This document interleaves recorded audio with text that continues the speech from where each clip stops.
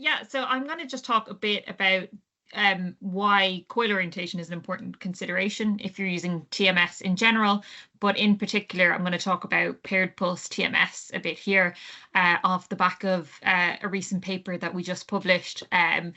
As Dan mentioned, my interests are particularly around ALS or amyotrophic lateral sclerosis. But I think I focus this talk more on kind of the general principles of coil orientation with some results at the end, because I guess most of you would be more interested in this in the context of maybe other diseases or other types of studies. So I am sure all of you know this inside out, back to front, but I'm just going to do a very quick recap of TMS for anyone here who's not familiar with this. So TMS is using magnetic stimulation to non-invasively stimulate the cortex, and most often we use it with interest in the motor cortex. So we're stimulating the upper motor neurons, which are in the motor cortex, using these pulses, and then that results in in these descending volleys which pass down the spinal cord. They activate the lower motor neurons, and ultimately that causes a twitch in the muscle that's innervated by that those tracts of the corticospinal tract.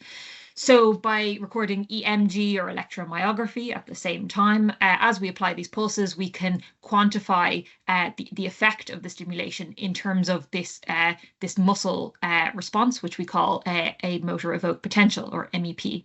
So our readout is typically the size of this motor evoked potential. But this would be what we call single pulse TMS.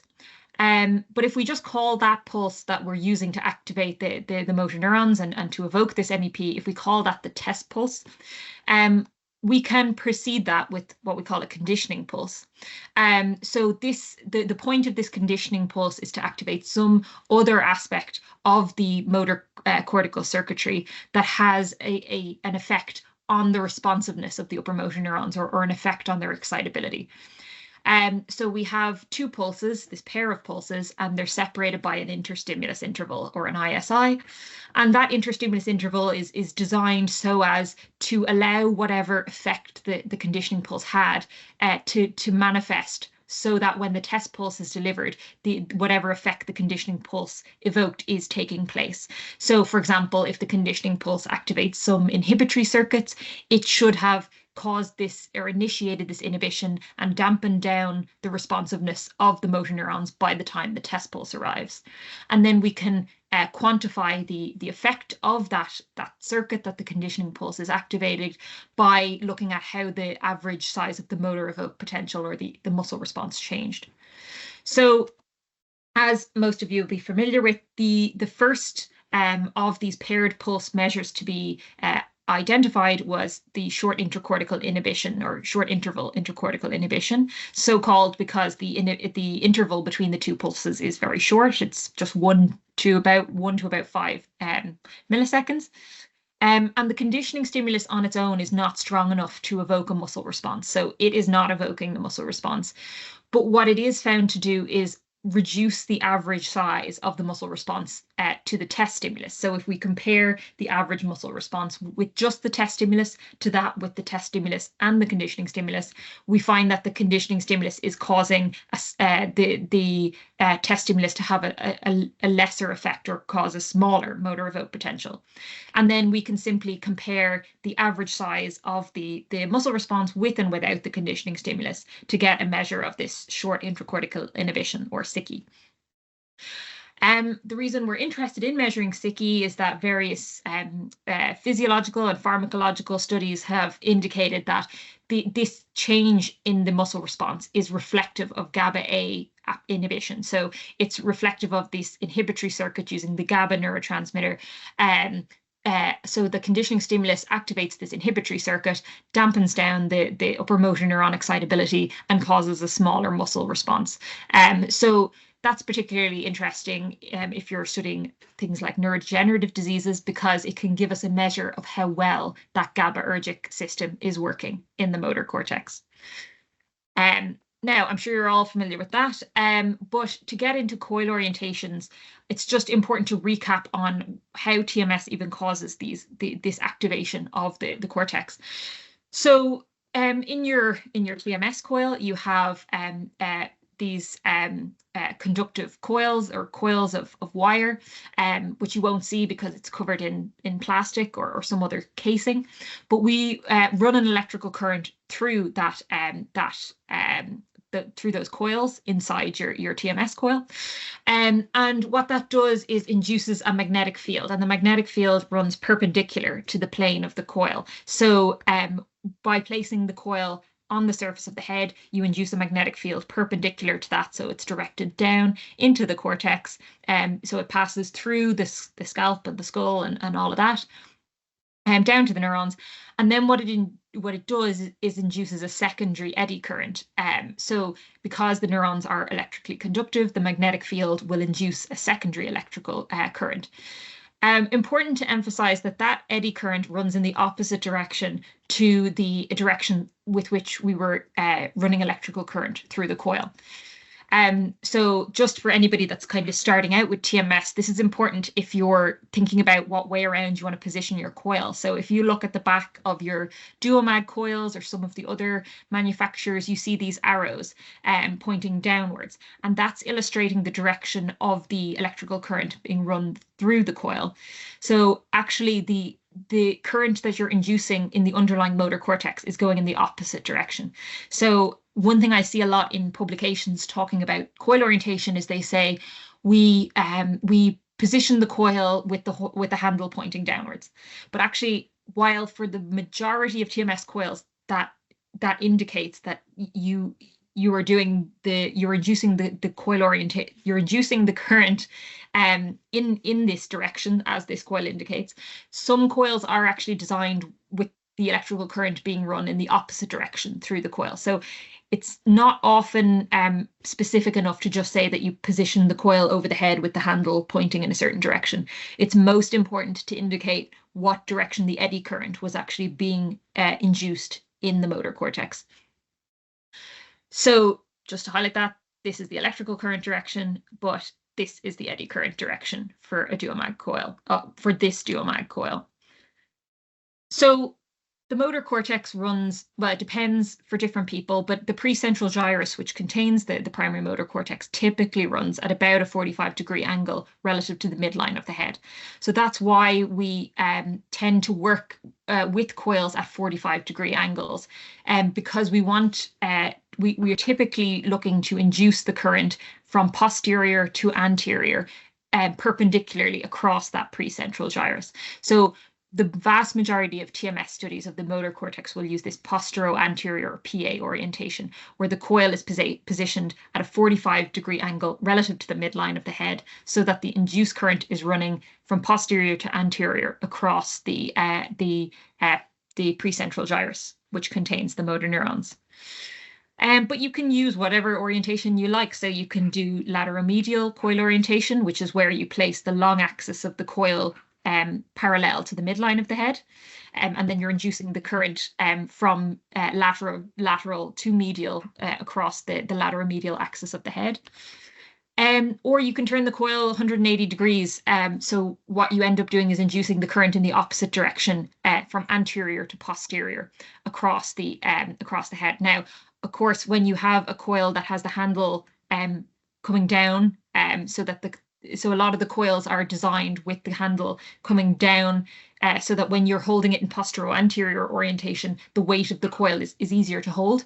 But if you want to do something like antero-posterior coil orientation, the handle would be sticking up over the person's head, which would make it difficult for you and uncomfortable for them. So typically with something like an antero-posterior coil orientation, you use a coil that has the handle coming out the top, rather than coming down the side.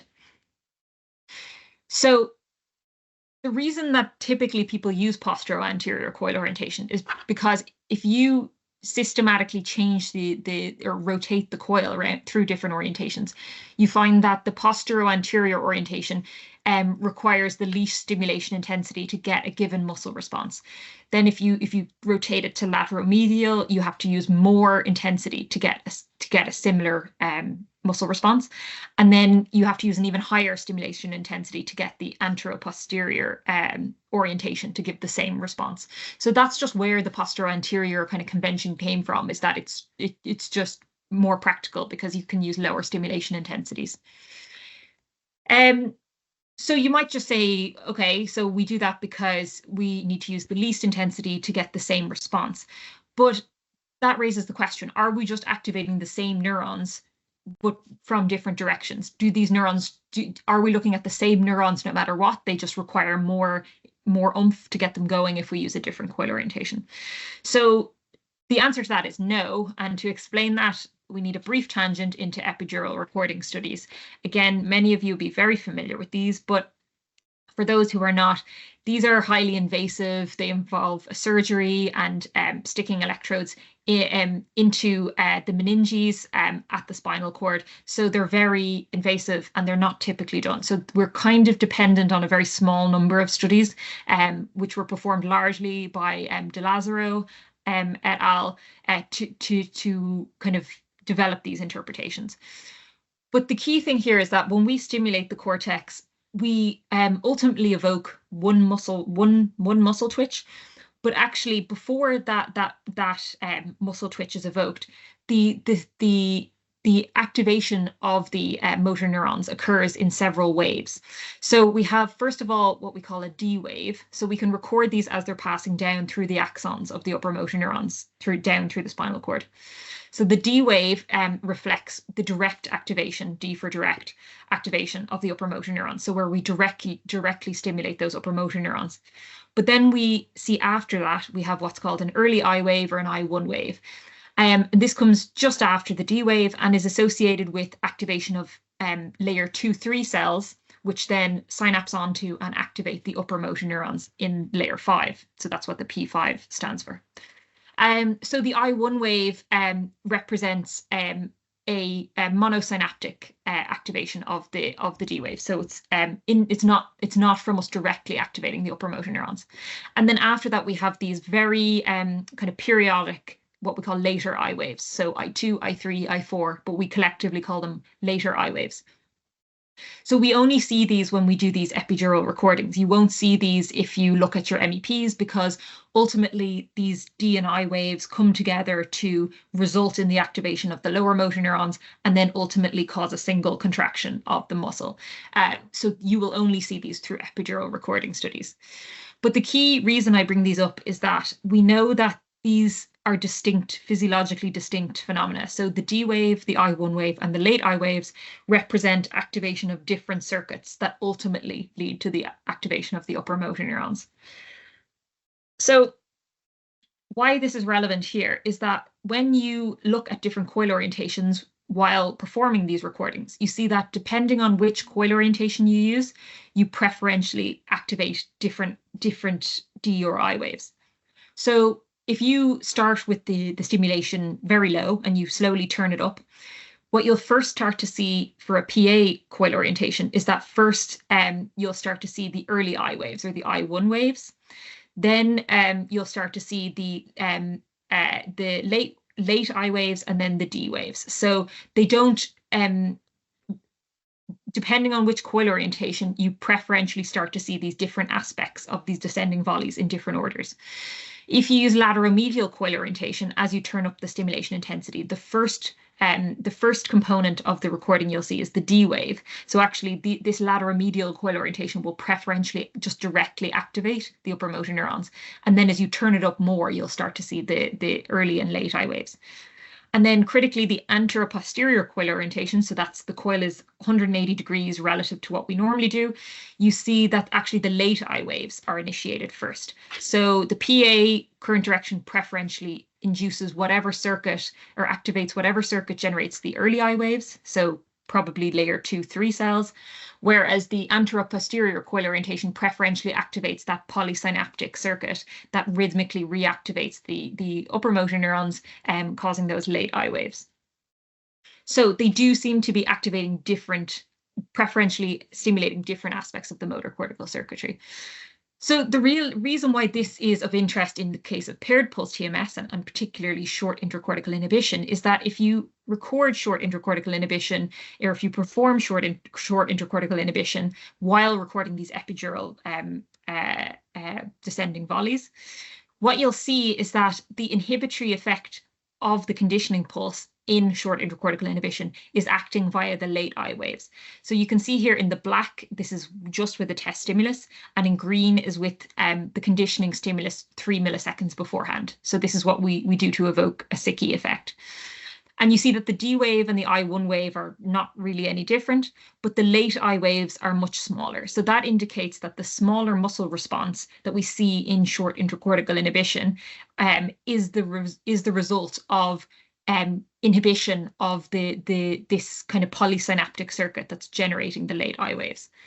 So ultimately, if we are trying to interpret what SICI is telling us, SICI is a reflection of the function of the inhibitory interneurons, which are acting on or within whatever this late I wave circuit is that ultimately leads to upper motor neuron activation. So as you probably have joined the dots now, this brings us back to AP coil orientation, because AP coil orientation seems to be optimal for activating whatever this circuit is, this late I wave circuit, rather than using the traditional PA coil orientation. And correspondingly, if you record short intracortical inhibition with anterior-posterior coil orientation, there is a more potent inhibitory effect than if you use a posterior to anterior or posterior-anterior coil orientation. So there seems to be the anterior-posterior coil orientation seems to be better at inducing or at activating this inhibitory circuit that interacts with the late I waves. So this would indicate that using anterior-posterior coil orientation would be better if we want to use SICI as a way of detecting or quantifying this inhibitory circuit function and how it's impaired in disease. So why is this relevant to studying ALS and MND? ALS, or amyotrophic lateral sclerosis, is the most common form of motor neuron disease. Sometimes they're used interchangeably, but that's just why that's just to explain that distinction.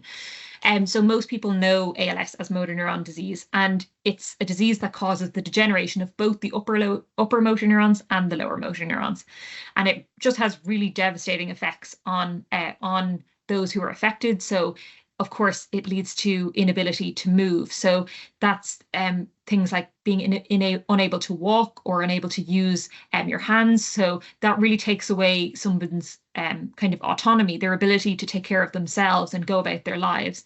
It also causes problems with discomfort, so cramps and itching and spasticity, which are only made worse by the fact that the person can't readily move themselves to make themselves more comfortable. But then it also affects the motor neurons that control your speech and your swallowing.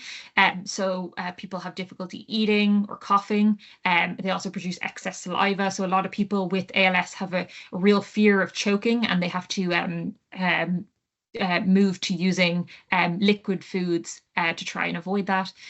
But ultimately, most people with ALS die from respiratory failure, so the failure of the muscles required for breathing.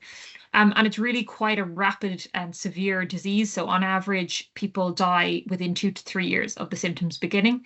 And considering that the average age of onset is in the mid-50s, it's really a very severe, rather young onset disease. So most people, when they hear of motor neuron disease, think of Stephen Hawking, who I have in the top right there. And yes, he did have motor neuron disease, but actually a very kind of unusual form where he lived for a very long time after being diagnosed. So I thought instead to highlight a couple of people who are perhaps more representative of the typical ALS or MND case. So Rob Burrow was an English rugby league player, and he was diagnosed age 38. And Doddy George Weir was also a rugby union player. I think he was diagnosed in his late 40s. So these are pictures of them shortly before they were diagnosed. So very healthy, athletic young men. This is Rob Burrows about 2 years ago, and you can see at this stage he's only in his early 40s and really, really severe muscle wasting. He was wheelchair bound and very dependent on his family. And Doddy Weir, as you can see as well, he had this characteristic wasting of the first dorsal interosseous muscle between the thumb and index finger. And the muscles around his neck were really wasted, so he had to wear a collar to hold his head upright.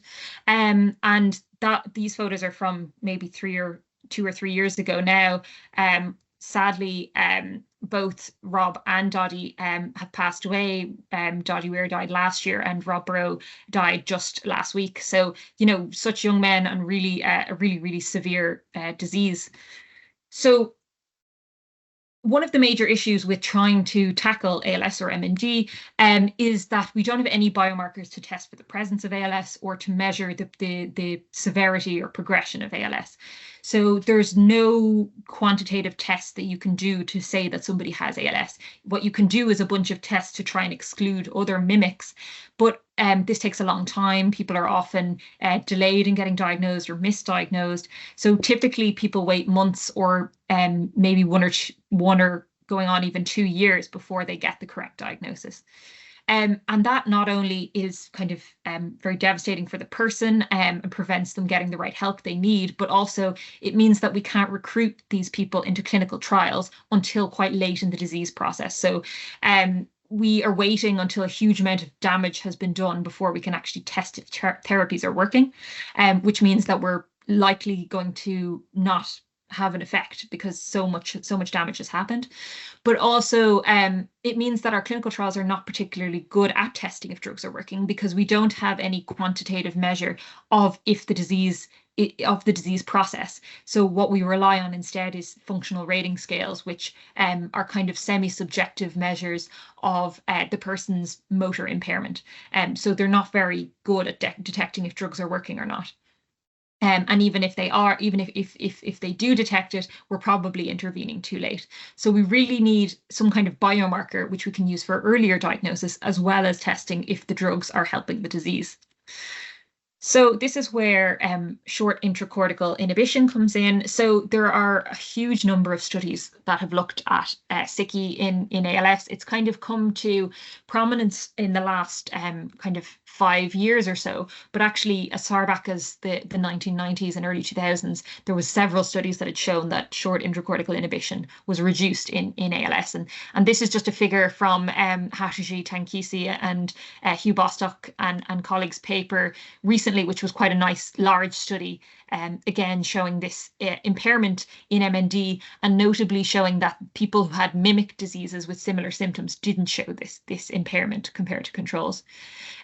Just to highlight as well in this figure, for people who are familiar with SICI, this study was done using threshold tracking. So smaller values indicate less SICI rather than the conventional format, which is where bigger values indicate less SICI. So in this case, the smaller the values, the less of this inhibition there is. So the only thing about all these studies is they've all previously used the PA coil orientation, and John Cirillo and Winston Byblow and others had kind of recently been emphasizing how it might be better to use anterior-posterior coil orientation to more sensitively try and measure diseases which appear to have this impairment in GABA inhibition. So this is where our study came in. So it was recently published in Clinical Neurophysiology Practice, and it's open access if anyone wants to look at it. I'm not going to go into it in huge detail because I'm aware not everyone here is an ALS person, but in brief, we had 35 people with ALS and 39 healthy controls, and we used a threshold tracking method. So again, in my figures, lower values mean less inhibition and higher values mean more inhibition, just as opposed to the convention, which is the other way around. I was just talking to Dan about this before, and I did do a previous webinar for Brainbox on the difference between threshold tracking and conventional TMS and the pros and cons of each. I'll probably do an updated one of those in a month or two, or whenever suits the Brainbox team, because there has been substantial developments around threshold tracking recently. But yes, we used a threshold tracking method, and we measured the resting motor threshold and the short intracortical inhibition in these people, both with PA and AP coil orientation. We also did a few other measures which are in the paper, but I'm just going to skip over those for now, just to avoid the detour. But if you want to read more about those, you can read the paper. So first of all, resting motor threshold. So this is our standard, how much stimulation intensity do you need to use to get a minimal motor evoked potential of 50 microvolts in 50% of trials. So our standard baseline TMS measure, and you can see on the left, we have the measurements when we use the posterior-anterior coil orientation, and on the right, with the anterior-posterior coil orientation. So you can see that in the posterior-anterior case, the people with ALS did have a significantly higher resting motor threshold. This is something that's kind of seen consistently but heterogeneously across ALS studies. So it is consistent that many people with ALS have an increased resting motor threshold because the muscle's getting weaker, the neurons are degenerating. But actually, if you look in people with very early ALS, so around the time or before the time of diagnosis, you can see in some cases the resting motor threshold is even lower in people with ALS. And it seems that over the course of the disease, it then gets higher and higher with neurodegeneration. So that's quite a standard finding. Interestingly, there was no difference between the anterior-posterior and the between the groups if we used anterior-posterior coil orientation, although there was a trend of an increase there as well. But moving on to the short intracortical inhibition. So we used a 3 millisecond interstimulus interval. The reason we only looked at 3 milliseconds was that previous work by John Cirillo and Winston Byblow had indicated that this was the interstimulus interval at which you would see a difference between the two measures. They didn't seem to find differences at other interstimulus intervals. So that's why we chose to just go with the 3 millisecond for different coil orientations. So what you can see is that in both cases, the short intracortical inhibition is significantly reduced in people with ALS, as was previously reported, which is good. But the p-values are not very telling, and as I'm sure you're all familiar with, p-values don't really tell you anything about how good something is as a biomarker, how good it is at discriminating between two different groups of people. It just tells you the probability of there being a real difference between two groups. But as you can sort of see on the right-hand side for the anterior-posterior coil orientation, there does seem to be a better separation of the group. Sorry, and this was reflected.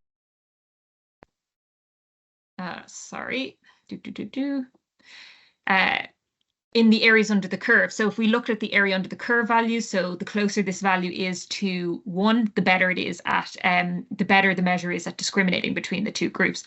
And you can see that the area under the curve is 0.7 for the posterior-anterior measures, which is quite good, but wouldn't be biomarker level good. But it's 0.8 for the anterior-posterior coil orientation. Now, we did, because this was a small group, look at using bootstrapping to produce confidence intervals around these areas under the curve.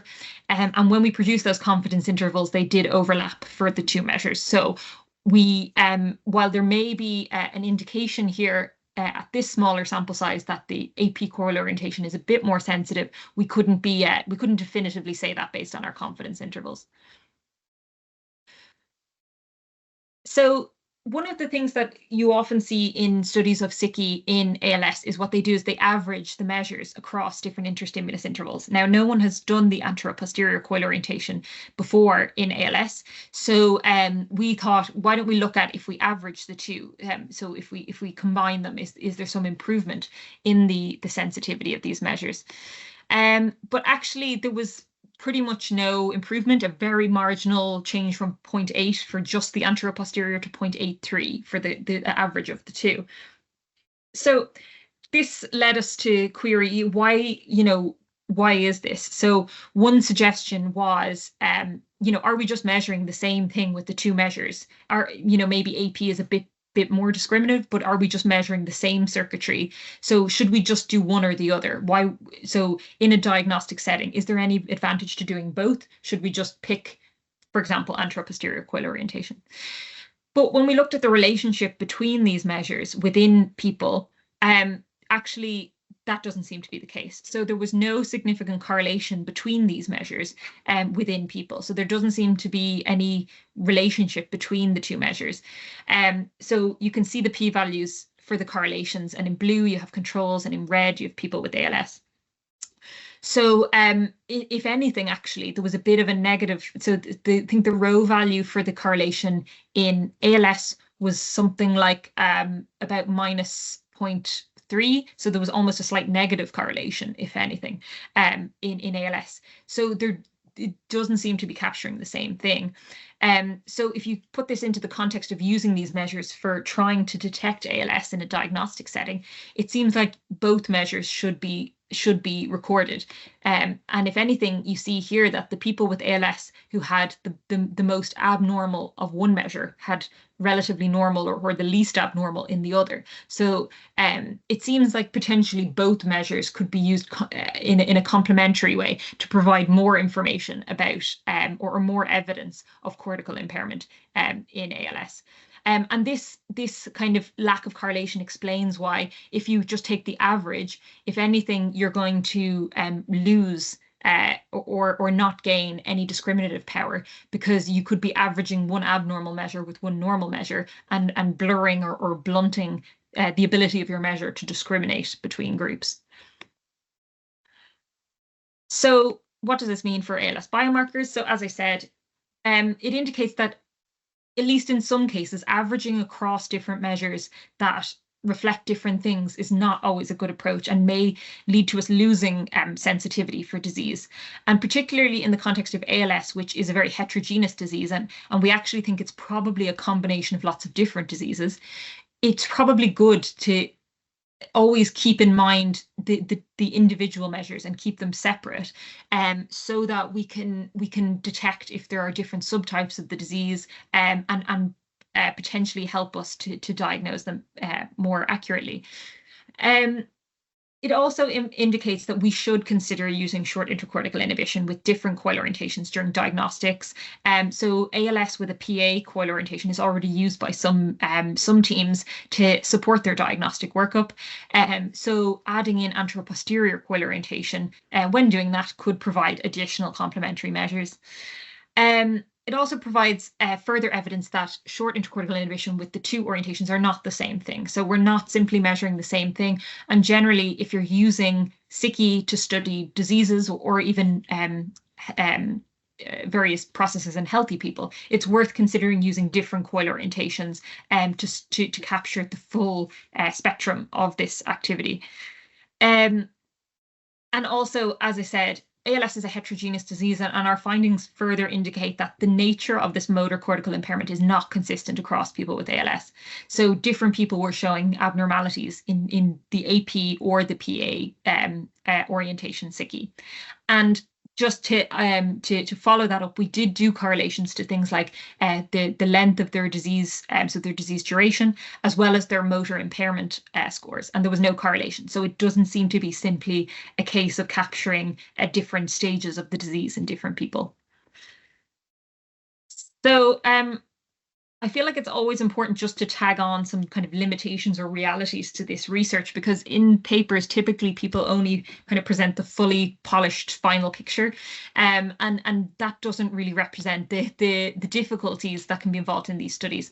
So particularly in people with ALS who have, motor symptoms, spasticity, fasciculations, fasciculations and other EMG artifacts, and also tension from being uncomfortable, it can be quite hard to get a relaxed baseline. It's not impossible, but certainly as the disease progresses, it can be harder and harder for people to relax their muscle. And as you are probably all aware, certainly for resting TMS studies, you want a very nice flat baseline, because any kind of pre-activation of the muscle will really affect your measures.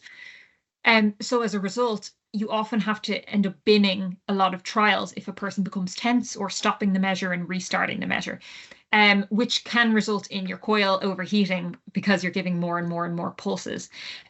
So it's just important to keep in mind that, whatever duration it takes to do these measures in healthy people, it can take much longer to do them in people with a disease like motor neuron disease. It also indicates that I will probably be contacting Brainbox about getting one of these liquid cool systems. So there used to be just coils with fans on the back that could help to prevent overheating, but now there's these cool coils that have, a liquid cooling system, so they don't tend to overheat. So that can be a big help in avoiding these types of issues. The other issue is that as people with MND progress, their muscles just waste away, and the person becomes inexcitable. So even if the motor neurons in the cortex are still functional, you can't get any functional output because the muscle has degenerated. And as some of you may know, when you use anterior-posterior coil orientation, as I mentioned earlier, you have to use higher stimulation intensities. So if somebody's thresholds for responsiveness are getting higher and higher as the muscle degenerates, it means that often you can't get a readout when you use anterior-posterior coil orientation. So you will see in the paper that there were a good chunk of people where we couldn't record the anterior-posterior measures. So again, if in a clinical setting when it's very early in disease, we probably will be able to record them, but certainly longitudinally or later in the disease, you may not be able to record some of these measures. And then finally, kind of to try and be very, very clean about our data, ideally, we would exclude anyone on any sort of neuroactive medications, but that's extremely hard to do in a neurodegenerative disease. So because people are on, for example, in ALS, they take Rilyatech, which is a drug that it's an anti-excitatory drug. Now, luckily, some studies have been done to show that that doesn't have long-term effects on TMS measures, but it's just worth keeping in mind that ideally you'd want to exclude people on any medications that might affect cortical excitability, but that may not be feasible. And really, ideally, we should be doing more studies to look at if these medications have any effect, because if they don't affect the measures, then we don't need to worry about excluding people, and that means we can recruit more quickly, and also means we don't bias our samples by excluding people on certain medications. So that's me. I'd just like to thank, obviously, our funders who support this MND research, and also all of the team that are involved in producing this research. If you're interested in this field of work, or you're considering, moving into this research in a PhD or a postdoc, we're always considering new candidates. So you can check out what my team is doing and our work and our team members at mcmackinlab.com, or email us at info@mcmackinlab.com, or I'd be free to take any questions now.